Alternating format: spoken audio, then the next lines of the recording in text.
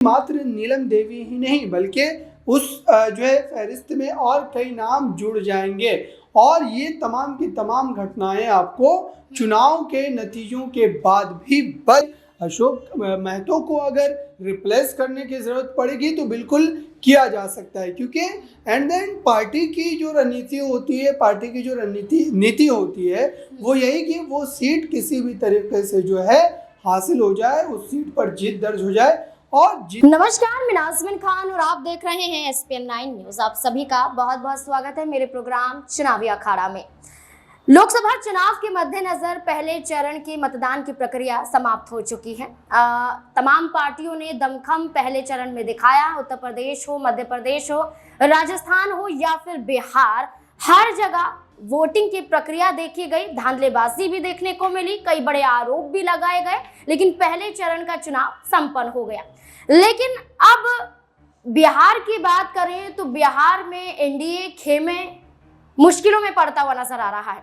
NDA खेमे की बात करें तो टूटने के कगार पर वो पहुंचता हुआ दिखाई दे रहा है। उससे जुड़े हुए सहयोगी दल नाराज नजर आ रहे हैं। इतना ही नहीं, जो नीतीश कुमार पलटी मारते हुए नजर आए थे, जो नीतीश कुमार एनडीए के साथ मिल गए थे और अपनी सरकार फिर से बनाते हुए दिखाई देते, वही नीतीश कुमार की पार्टी से अब उनके विधायक दोबारा आरजेडी की तरफ कदम बढ़ाते हुए नजर आएंगे। इस बात के संकेत मिलते हुए नजर आ रहे हैं। जेडीयू पार्टी से पहले भी कई ऐसे विधायक यहां पर इस्तीफा देकर जा चुके हैं आरजेडी में। सबसे बड़ा चेहरे की बात करें तो बीमा भारती नजर आती है। वो बीमा भारती जो जनता दल यूनाइटेड की विधायिका थी, लेकिन अचानक से वो आरजेडी में चली जाती हैं और आरजेडी में जाकर लालू प्रसाद यादव द्वारा उन्हें पूर्णिया से टिकट भी दे दिया जाता है।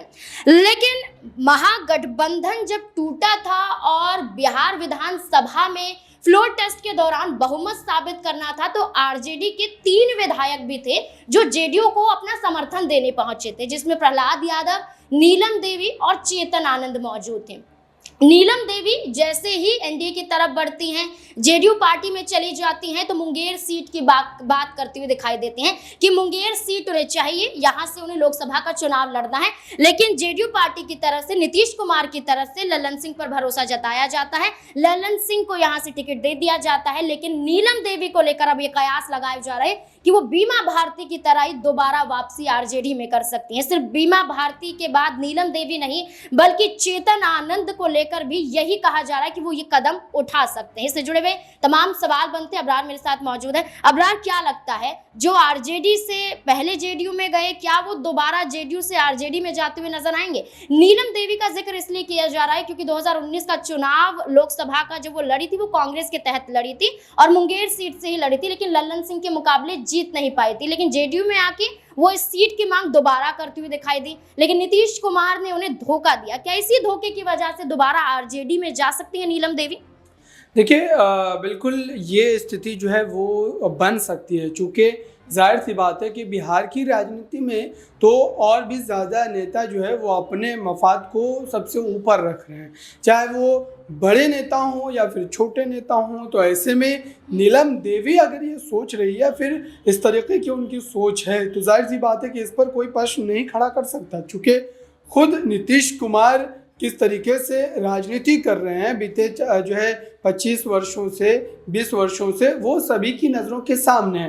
तो मुझे लगता है कि अगर नीलम देवी को कोई राजनीतिक धोखा मिलने की उम्मीद अगर नज़र भी आ रही है तो वो बिल्कुल इस तरीके का कदम उठाने पर मजबूर हो सकती है। और वैसे भी अगर देखा जाए तो ये जो लोकसभा का चुनाव चल रहा है इस समय, पहले फेज का जो मतदान है वो हो चुका है।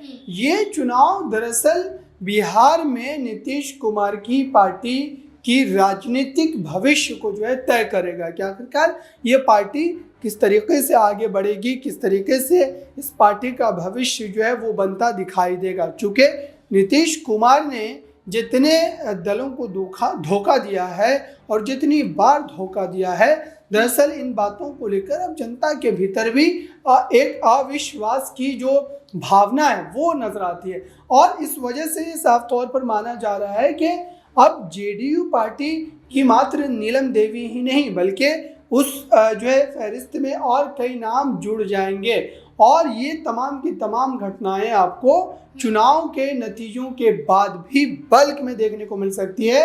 बतेरे नेता ऐसे होंगे जो जेडीयू का खेमा छोड़कर आरजेडी की तरफ रुख करेंगे, क्योंकि इस समय बिहार में आरजेडी ही एक मुख्य विपक्षी दल है और सबसे बड़ा दल भी है, उनके पास सबसे ज़्यादा सीटें हैं। तो ऐसे में नीलम देवी ने भले ही उस समय वो कदम ज़रूर उठाया था, राजनीतिक मजबूरी के कारण कहें या फिर राजनीतिक नफ़ा के कारण कहें, लेकिन अब वो समय आ गया है कि फिर से वो एक बार जो है अपनी उस गलती को सही करें और आरजेडी में वापसी करें। आरजेडी पार्टी लगातार जो है इस रणनीति पर भी काम कर रही है कि जो भी पुराने नेता उनका साथ छोड़ करके गए हैं उनको एक बार फिर से जो है पार्टी में वापसी करवाई जाए, और ऐसे में नीलम देवी भी इस फहरिस्त का हिस्सा हो सकती है। एक आखिरी सवाल ये रहेगा कि मुंगेर सीट पर अभी चुनाव नहीं हुआ, दूसरे चरण में चुनाव होता हुआ नजर आएगा, लेकिन आरजेडी की तरफ से अशोक महतो की पत्नी को चुनावी मैदान में उतारा गया है। बाहुबली के रूप में देखे जाते हैं, कई क्राइम कर चुके हैं, अभी जेल में बंद नजर आ रहे थे, लेकिन उनकी शादी खूब चर्चाओं में रही थी। लेकिन क्या लगता है कि क्या दूसरे चरण से पहले क्या उनका टिकट यहाँ से कट सकता है? अगर नीलम देवी आती हैं आरजेडी में, क्या उन्हें वहां से मुंगेर सीट से उतारा जा सकता है? देखिए, बिल्कुल, चूंकि इस बार के चुनाव में कई ऐसी घटनाएं घटी हैं जो ख़ास तौर से देखा जाए तो आप कह सकते हैं कि काफ़ी अप्रत्याशित जो है लगता है, चूँकि कई बार आपने देखा है कि सीटों को लेकर के रातों रात फैसले हो रहे हैं, प्रत्याशियों को बदला जा रहा है, या फिर पार्टी हाईकमान ही इस बात को लेकर के काफ़ी ज़्यादा जो है कंफ्यूजन में रहता है कि आखिरकार इस सीट से किसको जो है चुनावी मैदान में उतारा जाए। तो मुझे लगता है कि अशोक महतो को अगर रिप्लेस करने की ज़रूरत पड़ेगी तो बिल्कुल किया जा सकता है, क्योंकि एंड देन पार्टी की जो रणनीति होती है, पार्टी की जो नीति होती है वो यही कि वो सीट किसी भी तरीके से जो है हासिल हो जाए, उस सीट पर जीत दर्ज हो जाए, और जिनका जो है जनता के बीच वो पकड़ देखने को मिलेगा या फिर जो प्रत्याशी उस मजबूती के साथ उस सीट पर अपने दमखम को दिखाता नजर आएगा, जाहिर सी बात है कि पार्टी उन्हीं के साथ खड़ी नजर आएगी। और ऐसे में देखिए, नीलम देवी ने भले ही इस पूरे मामले को लेकर आधिकारिक तौर पर कोई इस तरीके का बयान ना दिया हो, लेकिन इतना तय है कि कई बार राजनीति में आव भाव से तमाम चीज़ों को परखा जा सकता है, और वो चीज़ें नीलम देवी को लेकर के नजर आती हैं। जी बिल्कुल, यहाँ पर आरजेडी में वापसी का दौर लगातार जारी है। जिला उपाध्यक्ष की बात करें तो वो तो 12 घंटे में ही आरजेडी में वापसी करती हुई नजर आई थी। तो साफ तौर पर जाहिर होता है कि आरजेडी जो है वो कमजोर नहीं बल्कि लोकसभा चुनाव के मद्देनजर और भी ज्यादा मजबूत होती हुई नजर आ रही है, और इसी मजबूती के कारण आरजेडी कहीं ना कहीं ये दावा कर रही है कि वो इस बार का लोकसभा चुनाव जीतते हुए नजर आएंगे। और बीमा भारती को लेकर भी दावा किया जा रहा है, लेकिन तमाम दावों के आधार पर आपकी क्या राय है कि बिहार में कौन बाजी मारता हुआ नजर आएगा? क्या वाकई नीलम देवी और भी विधायकों को लेकर आरजेडी में दोबारा वापसी करती हुई नजर आ सकती हैं? इस मुद्दे को लेकर आपकी क्या राय है? कमेंट सेक्शन में जरूर बताएं। देखते रहें SPN9 न्यूज़। धन्यवाद।